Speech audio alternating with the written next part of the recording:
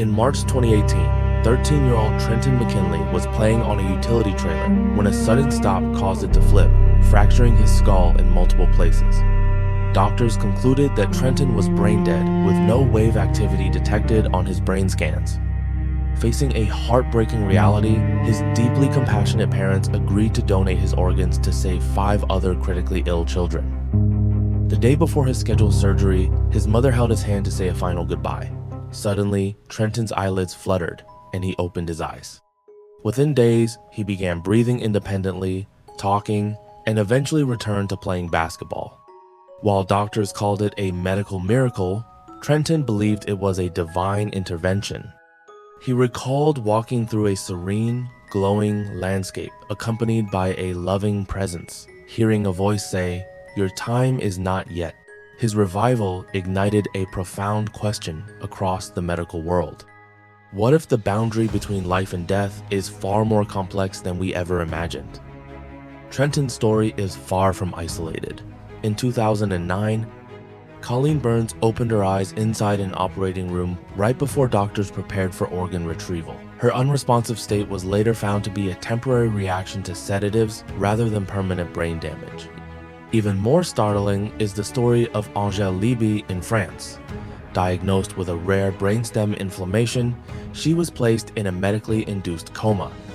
Though her body appeared completely lifeless, Angèle was fully conscious inside. She could hear every conversation and feel intense pain, yet remained entirely paralyzed.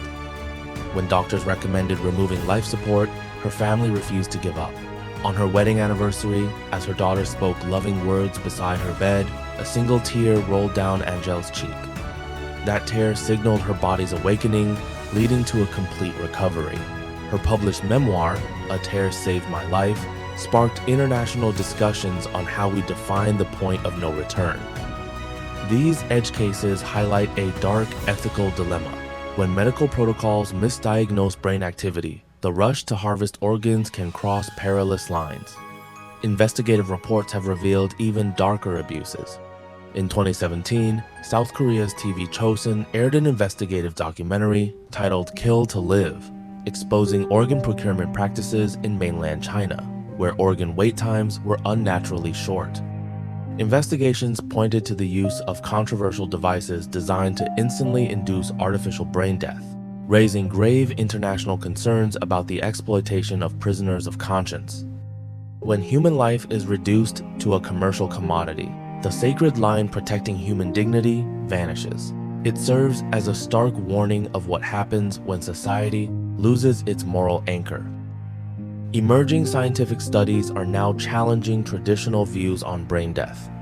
Researchers at the Center for Stroke Research Berlin discovered that brain death waves, often called spreading depolarizations, may actually be a reversible state if energy is restored to the neurons in time.